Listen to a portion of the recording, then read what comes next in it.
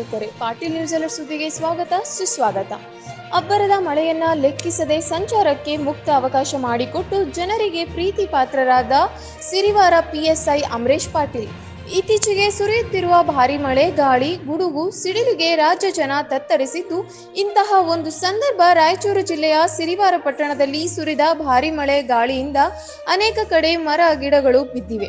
ಇದರಿಂದ ರಸ್ತೆ ಸಂಚಾರಕ್ಕೆ ಬಹಳಷ್ಟು ತೊಂದರೆಯಾಗಿ ಸಂಚಾರದಲ್ಲಿ ಬಹಳಷ್ಟು ಸಮಸ್ಯೆ ಆಗಿತ್ತು. ಇದರಿಂದ ಸಿರಿವಾರ ಪಟ್ಟಣದ ದೇವದುರ್ಗ ಕ್ರಾಸ್ ಬಳಿ ದೊಡ್ಡದಾದ ಮರವೊಂದು ಬಿದ್ದ ಕಾರಣ ತೀವ್ರ ಟ್ರಾಫಿಕ್ ವ್ಯತ್ಯಯ ಉಂಟಾಗಿ ವಾಹನ ಮತ್ತು ಜನರ ಪ್ರಯಾಣಕ್ಕೆ ತೊಂದರೆ ಉಂಟಾಗಿತ್ತು.